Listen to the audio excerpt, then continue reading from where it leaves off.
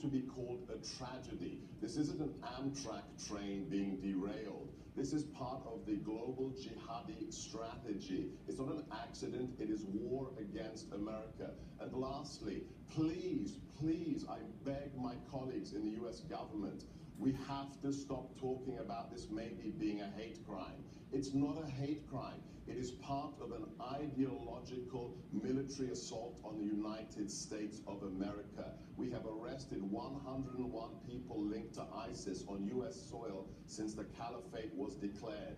This attack in part was facilitated by the policies of this administration, President Obama and Secretary Clinton, that have allowed political correctness into the threat assessment. Today, I beg the White House, stop with the political correctness. We need to destroy this enemy before more innocent people, gay, straight, black, white, brown, yellow, are murdered on U.S. soil. Yeah, you make very compelling statements there, Dr. Gorka. Tell us where you see this going in terms of an investigation of who else is out there. What other terrorists are in America right now?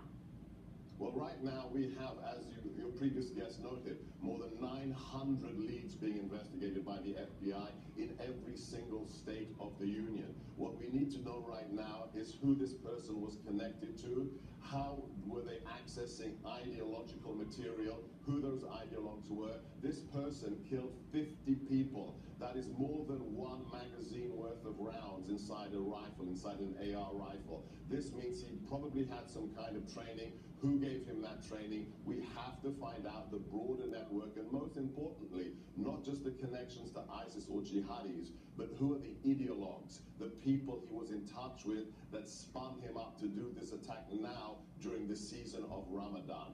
I know the FBI are doing this right now. We have to give them as much leeway as possible and stop the political correctness. Yeah, and they were very clear that this is the beginning of the investigation. We should point out that the police and the FBI have already done an excellent job. At least 9 officers were involved in this shootout.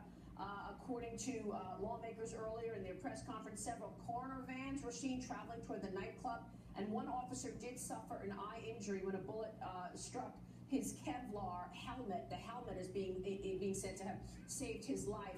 At this point, we will learn more from the authorities, Dr. Gorka. As final comments here, what are you looking for in terms of President Obama? Are you expecting a comment from the president today? Absolutely.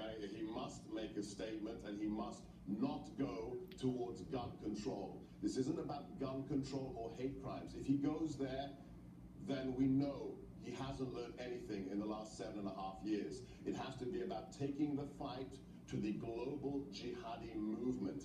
Every single member, we have to delegitimize their ideology and support the Muslims in the region of the Middle East that are best positioned to destroy ISIS. So we need to talk honestly about the threat and take politics out of any statement he makes today. Yeah, and I'm glad you said that, because already we have seen many people go right where you just mentioned. I want to point out to our audience that we're looking at live pictures of the gunman's home. This investigation is alive and very much in the early stages, according to our police sources this morning. Dr. Gorka, thank you very much for joining us this morning. We appreciate your time.